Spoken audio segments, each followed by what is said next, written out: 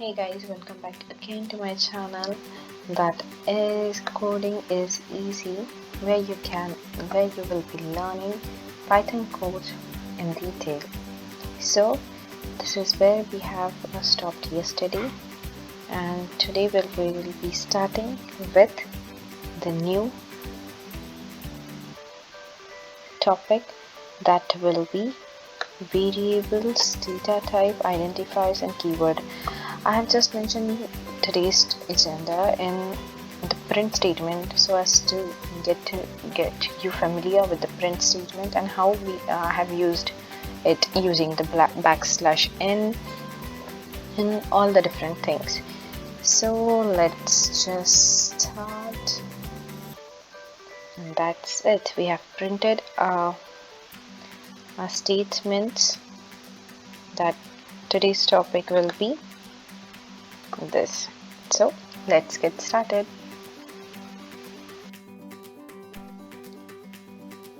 So let's just start with our today's agenda, that is variables. I have kept this structure of Python program here so as you to get familiar with the structure. So today we will be looking at variables. So first of all, let's know what is variable.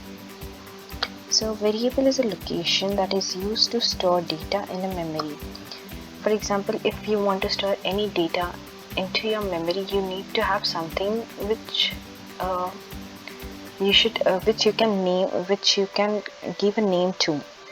So variable is a location used to store data into your memory. It's also helpful to think of a variable as a container that holds a data which can be changed later throughout programming. And also in Python, we don't need to specify the type of a variable, which we will come to know soon in this video only.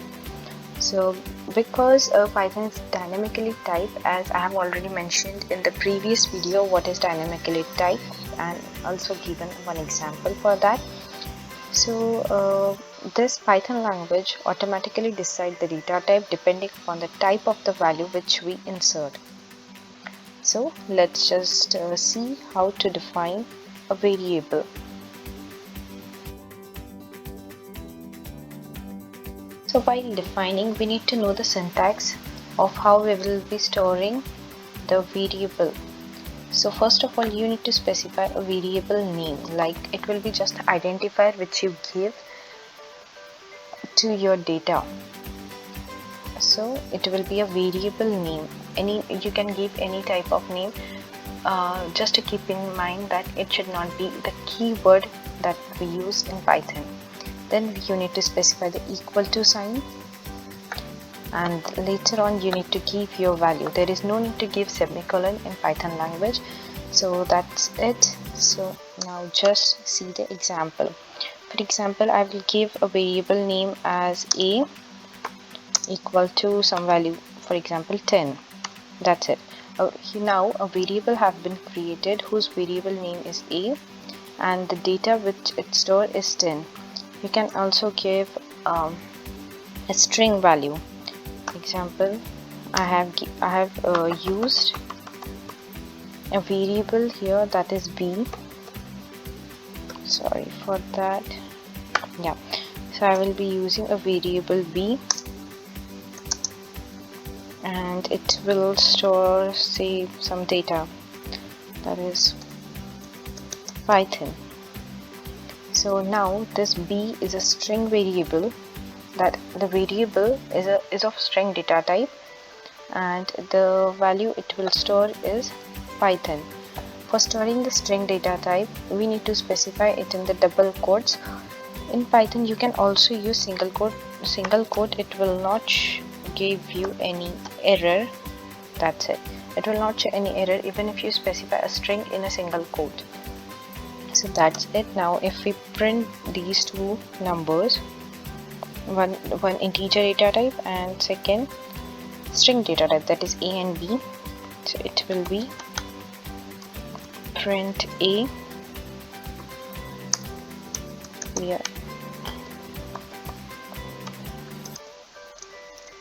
print B.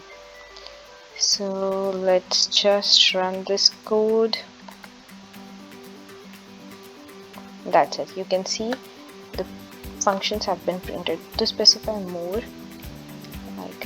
we have used comma to separate the string and the integer value, and you can see that our output have been printed, that is a is equals to 10 and b is equals to Python.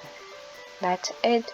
So this is the short intro about how you can store different data into a variable. So let's just start with different data types. So as we have gotten about what are variables, so let's just dive into know about what are data types. So data type is nothing but a family of variable. Like variable can store data of different types, and different types of data can do different things. So for example, a Python programming language is object-oriented programming language, and since everything is an object in Python programming, data types are actually classes, and variables are the instance of these classes. That is, variables are the object of these data type classes. So here are some of the data types which I have mentioned, which we use in Python. So for the text type data that we have already seen in our example, that's this Python. So this is the text type data for which we have used a string data type. So that's it. Then the variable which we have used is a. So a is a integer. For a, as we have storing the value of 10 there, it's the integer value, and for that we have used the integer number variable. So for text data type we can use string.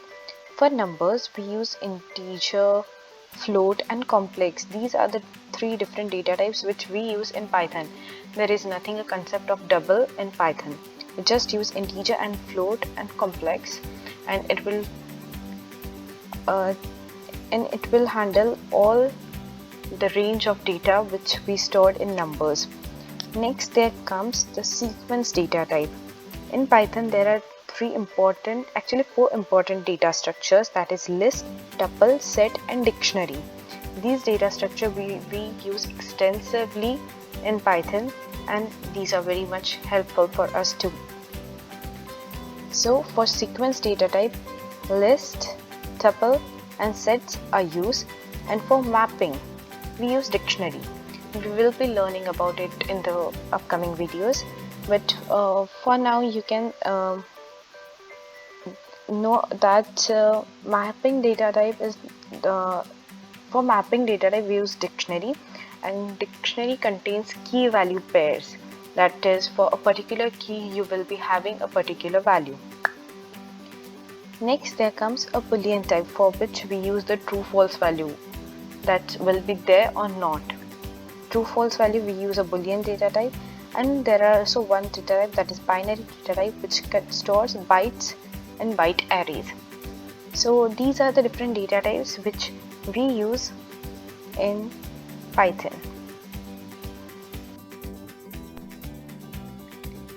So guys, today our next topic will be identifiers. So what does this name suggest you, that identifier? Do you have any idea about it? Okay, let me tell you that what is identifier. So Python identifier is nothing but a name we give to identify a function, variable, class, module or any other object. That means whenever we want to give an entity a name, that's called the identifier. So there are some rules which we need to keep in mind when we specify or identifier. So that's the first rule is identifier must start with a letter or a underscore. So that's the first rule. So must start with a letter or the underscore.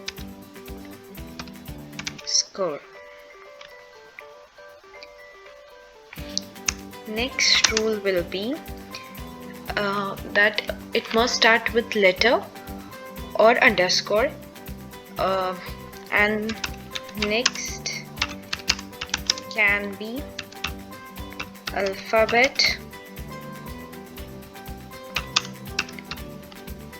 digits, or underscore. This is the second rule, that it must start, first of all it must start with letter or underscore. Next, after the first letter, next letters can be alphabet, it can be digit, or it can be underscore. Next is, in Python, variable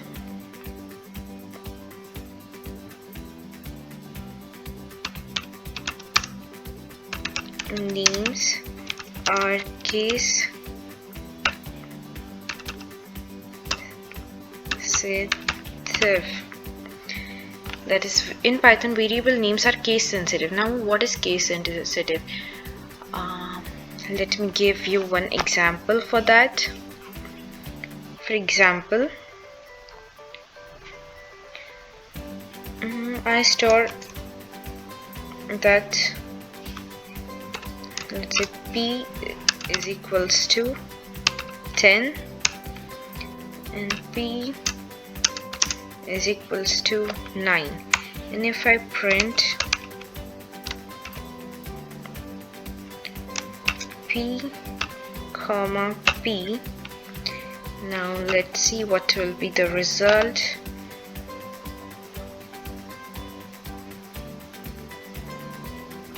So remove this. This is the earlier code. So you can see this code, our result will be 10 and 9. So even though this p and this p both are p, but here I just need to specify that our code is case sensitive. This is the small case letter and this is the uppercase letter, and this code is showing both the values. So that's it. And the next rule will be, there is no max limit. No max limit. The variable name can be of any length. So these are some rules, like what is identifier and some rules for the identifier, and here we have taken one example for the case sensitive case. So this is the identifier.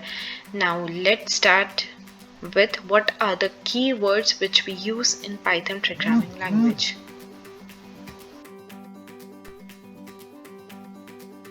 So from the time of variables, you have been listening to this word keywords. So now what are keywords? So keywords are nothing but the reserved words. That means you can't use them as a name of any entity like variable, classes, and also functions. So you might be thinking that what are the keywords used for, right? So they are used for defining the syntax and structure of Python language. You should know that there are 35 keywords as of now in Python programming language, and here is the list of those keywords. So these are the keywords that we use in Python. I think much of it you might be familiar, if you are familiar with programming or you have done any other languages like C, CPP, Java, you might be familiar with some of these. But There are also new keywords like def. This def keyword we use for defining any function in Python. This pass keyword we use when we don't have to do any computation in particular function, just need to pass it. We use this pass keyword and lambda function. There are much more new keywords which have been added in Python. This false, none and true keywords are used for boolean values. The data types which use boolean data type variable uses these three values, that is false, none, true and false values. Then import keyword is used to import any external package into our current program. Then if, else if and else are the keywords which we use in if else statement. Then for keyword, continue, break, assert. We will be learning about all these keywords soon in this course. So let's wait for till that time. And one more thing which I want to add in this keywords, that Python keywords are case sensitive, so you need to keep a note of that. You can't use a false like this. You can't use that. False F should always be capital. Like I have already defined which are the capital one, that is false. First letter should be capital and true. These are the three keywords which start with first letter as capital and rest are all in small cases. So that's it for today's video, and if you liked today's video, just like, share and subscribe to my channel. One more thing, if you want to have the code which I will be explaining in this video, just click on the link given below. I will mention my GitHub link in the description box, where you can find the code to all of these my codes which I code in the video. So that's it for today's. Thank you.